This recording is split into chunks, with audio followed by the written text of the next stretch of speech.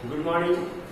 Part 9 महिलाओं की स्थिति एवं सुधार। यानी हमने पिछले वीडियो में इसके बारे में जाना कि किस तरह महिलाओं की स्थिति में सुधार लाने का हमारे समाज सुधारकों द्वारा, हमारे चिंतकों के द्वारा, हमारे नेतृत्वकर्ता के द्वारा, हमारे नेताओं के द्वारा, हमारे पढ़े लिखे विद्वानों के द्वारा महिलाओं की स्थिति में सुधार लाने का एक प्रयास किया गया। आगे हम इसके बारे में पढ़ेंगे।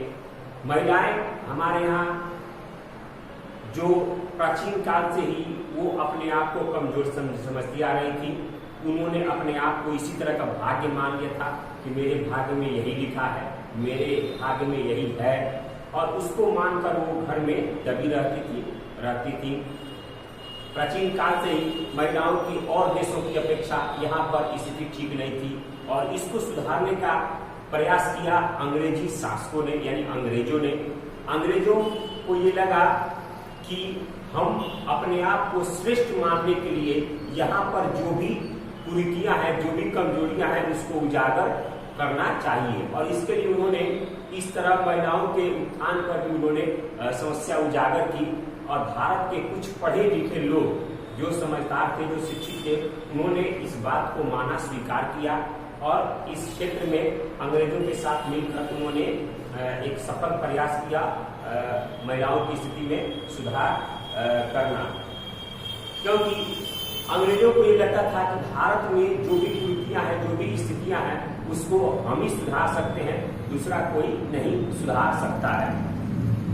और महिलाओं की स्थिति में सुधार लाने का प्रयास तब शुरू किया गया जब अंग्रेजों ने यहाँ पर जो भी प्रथाएं थी, जो भी प्राचीन काल से जो प्रथाएं चली आ रही थी, उसकी आलोचना करनी शुरू की। जैसे मान ले हमारे यहाँ सती प्रथा थी। सती प्रथा आप जानते हैं, यानी अगर किसी का पति मर गया तो उसकी पत्नी को जलते चिता पर ही सुला दिया जाता था कि उसका पति मर गया तो ये रहकर क्या करेगी, उसको जलते चिता पर सुला दिया जाता था, उसको भी जान से मार दिया जाता था। उसको सती प्रथा बोलते थे। तो इस तरह की कुरीतियां हमारे समाज में फैली हुई थी, और उसी की आलोचना अंग्रेजों ने करनी शुरू कर दी कि जब आलोचना करेंगे तो इसमें से सुधार करने की हमको कदम मिल जाएंगे, सुधार करने का एक समय मिल जाएगा। और उनके सुधार में केंद्र में, सेंटर में महिलाएं ही थी, यानी महिलाओं की स्थिति में सुधार लाना ही उनका एकमात्र उद्देश्य था। इसलिए उन्होंने महिलाओं की शिक्षा पर बल भी दिया।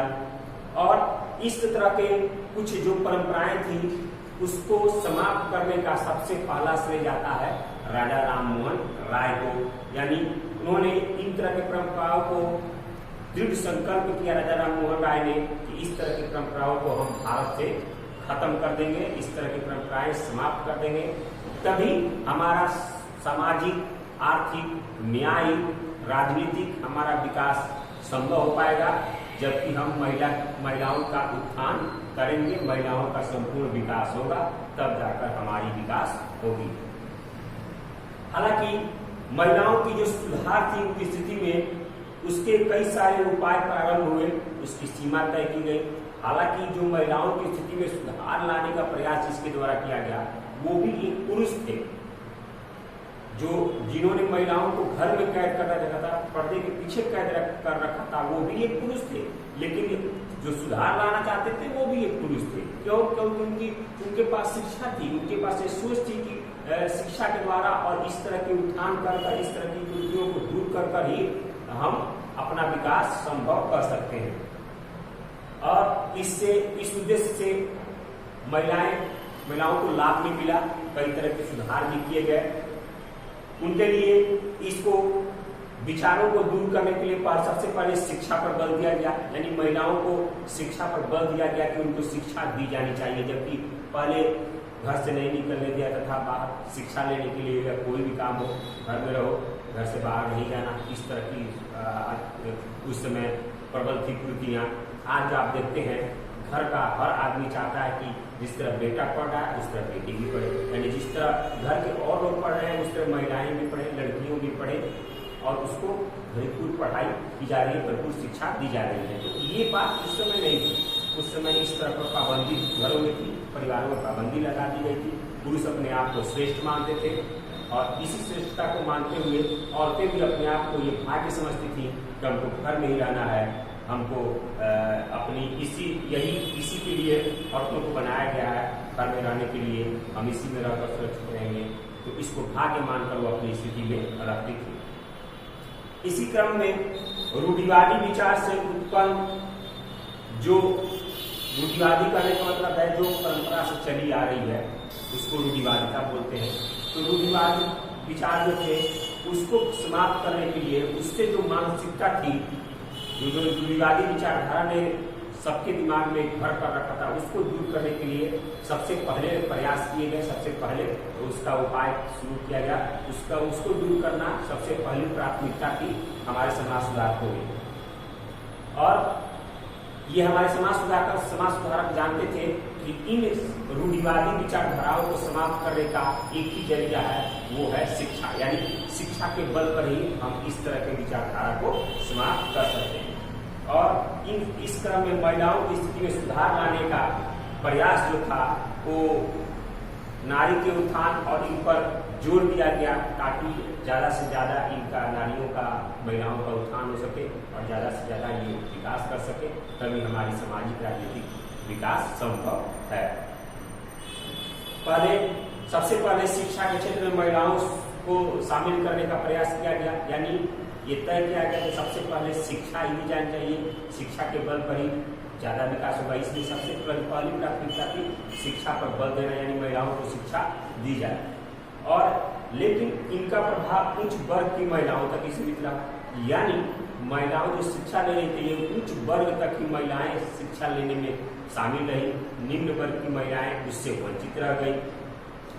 और लेकिन 19वीं शताब्दी में समाज सुधारकों द्वारा महिलाओं के लिए शिक्षा के प्रयास हुए तो उनका प्रभाव सीमित रहा। फिर भी उस समय परिस्थितियों में ये एक सराहनीय प्रयास था। यानी उस समय तो उच्च वर्ग की उच्च महिलाएं शिक्षा लेनी चाहिए, निम्न वर्ग की महिलाएं नहीं आई, लेकिन उसके बाद भी एक ये प्रयास सराहनीय था। इस प्रयास से लगा कि हम भविष्य में इस तरह की कृतियों को, इस तरह के दोषों को हम समाप्त कर सकते हैं। और उच्च वर्ग की जो महिलाएं थी वो शिक्षित होते हुए रोजगार से जोड़ी गई। यानी जो भी उस समय रोजगार थे अंग्रेज सरकार में या जिस तरह में उसमें जोड़ी गई, अब वो रोजगार, शिक्षित होकर रोजगार भी लेने लगी।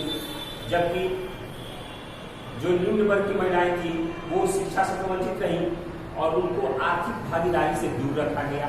यानी जब वो अशिक्षित थी तो उनको हर चीज से दूर रखा गया। महिलाओं को शिक्षित तो बनाया गया पर रोजगार की शिक्षा में वर्षों तक जोड़ा नहीं गया था, कई वर्षों तक उनको अभी रखा गया था। इसी कभी से समाज से हम दूर होते जा रहे थे। यानी कहने का मतलब ये है कि महिलाओं को शिक्षित करके उनको कई वर्ष तक ऐसे रखा गया, बाद में उनको रोजगार में दी गई और धीरे धीरे हम उसके पीछे जा रहे थे। यानी जो हमारा सोच था उसमें उस तरह के उपाय इस समय नहीं किए जा रहे थे जो गुणोत्तर श्रेणी से उसमें विकास कर पाए, गुणोत्तर श्रेणी से उसका विकास हो पाए। और इस के लिए उन्होंने कई सारे योजनाएं बनाए। हमारे समाज सुधारकों ने कई सारी कुप्रथाओं को दूर करने का प्रयास किया, शिक्षा पर बल दिया। ये सारी तमाम कोशिशें की गई हमारे समाज सुधारकों द्वारा, जो कि सफल रहे। अगले वीडियो में हम लोग कौन कौन सी प्रथा थी हमारे यहाँ जो प्रचलित थी और जिसको दूर किया गया जिस समाज सुधार के द्वारा, उसके बारे में पढ़ेंगे। बहुत ही इंपोर्टेंट क्वेश्चन है, भविष्य में पढ़ने के लिए बहुत जरूरी है समझना। बहुत रोचक आपको ये सब्जेक्ट है, यानी रोचक आपको ये टॉपिक है, जिसको पढ़ेंगे हम लोग अगले वीडियो में। आज के लिए इतना ही, धन्यवाद।